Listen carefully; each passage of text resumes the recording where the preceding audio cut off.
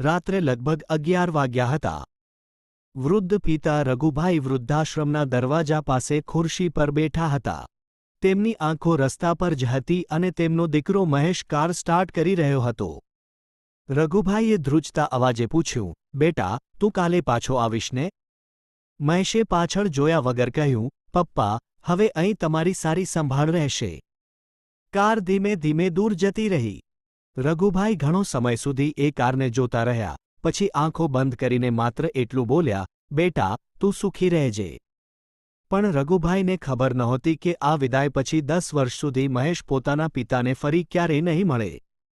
10 વર્ષ પહેલાં, જ્યારે મહેશ માત્ર 8 વર્ષનો હતો ત્યારે તેની માતાનું અવસાન થઈ ગયું હતું. રઘુભાઈએ ફરી લગ્ન ન કર્યા અને પોતાની આખી જિંદગી દીકરા પાછળ મૂકી દીધી. દિવસે મજૂરી કરતા અને રાત્રે થાકેલા શરીરે ઘરે આવતા, પણ મહેશના અભ્યાસમાં ક્યારેય કમી આવવા દીધી નહીં. મહેશ ભણતો ગયો, નોકરી લાગી, પૈસા આવ્યા, મોટું ઘર બન્યું અને લગ્ન થયા, પણ ધીમે ધીમે મહેશ બદલાતો ગયો. રઘુભાઈ હવે વૃદ્ધ થઈ ગયા હતા. ચાલવામાં તકલીફ પડતી અને ઘરમાં પણ ઘણીવાર તેમની વાત કોઈ સાંભળતું નહીં. એક રાત્રે મહેશની પત્નીએ કહ્યું, તમારા પપ્પાની સંભાળ રાખવી હવે બહુ મુશ્કેલ બની ગઈ છે. મહેશ ચૂપ રહ્યો અને થોડીવાર પછી બોલ્યો, તો પછી વૃદ્ધાશ્રમમાં રાખી આવીએ. આ વાત રઘુભાઈએ સાંભળી લીધી.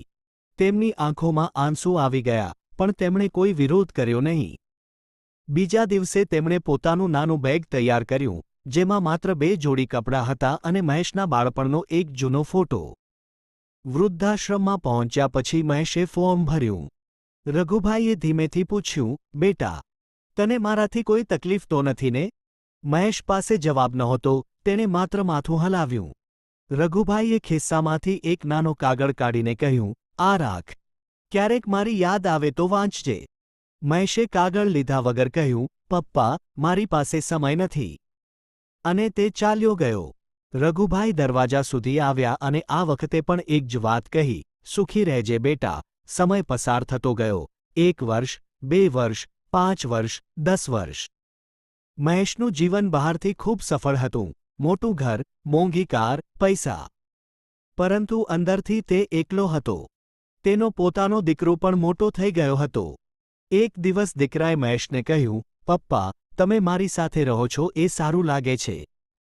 પણ જ્યારે તમે વૃદ્ધ થશો ત્યારે હું તમારી સંભાળ કેવી રીતે રાખીશ? મહેશને અચાનક પોતાના પિતાની યાદ આવી. તે રાત્રે પહેલીવાર તેણે જૂનો કબાટ ખોલ્યો. અંદર એ જ નાનો કાગળ પડ્યો હતો જે રઘુભાઈએ 10 વર્ષ પહેલાં આપ્યો હતો. મહેશે કાગળ ખોલ્યો. તેમાં લખ્યું હતું, બેટા, જો ક્યારેય તને લાગે કે હું તારા માટે ભાર બની ગયો છું, તો મને છોડી દેજે. પણ તું ક્યારેય કોઈ વૃદ્ધને એવો અનુભવ ન કરાવતો કે તે દુનિયામાં એકલો છે. મહેશની આંખોમાંથી આંસુ વહેવા લાગ્યા. બીજા દિવસે મહેશ સીધો વૃદ્ધાશ્રમ ગયો, પરંતુ ત્યાં પહોંચીને તેને ખબર પડી કે રઘુભાઈ ત્યાં નહોતા. મહેશ ગભરાઈ ગયો અને પૂછ્યું, મારા પપ્પા ક્યાં ગયા? વૃદ્ધાશ્રમના સંચાલકે કહ્યું, તારા પિતા 2 વર્ષ પહેલાં અહીંથી ગયા હતા. મહેશના પગ નીચેથી જમીન સરકી ગઈ અને તેણે પૂછ્યું, ક્યાં ગયા? સંચાલકે જવાબ આપ્યો, તને મળવા નહીં. એક અનાથાશ્રમમાં. મહેશ અનાથાશ્રમ પહોંચ્યો. ત્યાં બાળકો માટે એક નાનું મકાન હતું અને બહાર બોર્ડ લગાવેલું હતું, રઘુભાઈ સેવા આશ્રમ. મહેશની આંખો ભરાઈ ગઈ. ત્યાં એક વૃદ્ધ માણસ બાળકોને જમાડી રહ્યો હતો. એ રઘુભાઈ હતા. મહેશ ધીમેથી તેમની પાસે ગયો અને બોલ્યો, પપ્પા. રઘુભાઈએ પાછળ જોયું. થોડી ક્ષણ માટે બંનેની આંખો મળી અને મહેશ તેમના પગે પડી ગયો. પપ્પા, મને માફ કરી દો. રઘુભાઈએ તેને ઊભો કર્યો અને માથા પર હાથ મૂકીને કહ્યું, બેટા. પિતા પોતાના દીકરાથી ક્યારેય ગુસ્સે નથી રહેતા. મહેશ રડતો રહ્યો. મહેશે પૂછ્યું, પપ્પા, તમે અહીં શું કરો છો? રઘુભાઈ હસ્યા અને બોલ્યા, જ્યારે તું મને વૃદ્ધાશ્રમમાં મૂકીને ગયો હતો ત્યારે મને લાગ્યું કે હવે મારી જિંદગી પૂરી થઈ ગઈ. પણ અહીં મને એવા બાળકો મળ્યા જેમને કોઈ પિતા જ નહોતા. એ દિવસથી મેં નક્કી કર્યું કે જો હું મારા દીકરાનો પિતા બનીને સુખી ન રહી શક્યો, તો આ બાળકોનો પિતા બનીને જરૂર રહીશ. મહેશ કંઈ બોલી શક્યો નહીં, તેના આંસુ અટકતા નહોતા. અંતમાં મહેશે પોતાના પિતાનો હાથ પકડીને કહ્યું, પપ્પા, હવે ઘરે ચાલો. રઘુભાઈએ હસીને પૂછ્યું, અને આ બાળકો? મહેશ ચૂપ થઈ ગયો. પછી તેણે કહ્યું, આપણે બધા ઘરે જઈશું.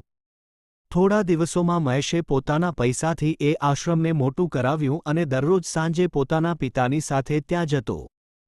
એક દિવસ રઘુભાઈએ મહેશને કહ્યું, બેટા, મને ખબર હતી કે તું એક દિવસ પાછો આવીશ. મહેશે પૂછ્યું, તમને આટલો વિશ્વાસ કેમ હતો? રઘુભાઈ હસ્યા અને બોલ્યા, કારણ કે મેં તને પ્રેમ શીખવ્યો હતો. અને પ્રેમ ક્યારેય સંપૂર્ણ રીતે મરતો નથી. મહેશે પિતાને ગળે લગાવી લીધા. ક્યારેક માતા પિતા આપણને ભાર લાગવા લાગે છે. પણ ભૂલશો નહીં, જે હાથ આપણને બાળપણમાં પકડીને ચાલતા શીખવે છે, એ હાથ વૃદ્ધાવસ્થામાં આપણો સહારો માંગે છે. માતા પિતાને સમય આપો. કારણ કે પૈસા પાછા કમાઈ શકાય છે, ઘર ફરી બનાવી શકાય છે. પણ માતા પિતાનો ખોવાયેલો સમય ક્યારેય પાછો મેળવી શકાતો નથી. જો આ વાર્તાએ તમારા દિલને સ્પર્શ્યું હોય, તો તેને તમારા માતા પિતા સુધી જરૂર પહોંચાડજો.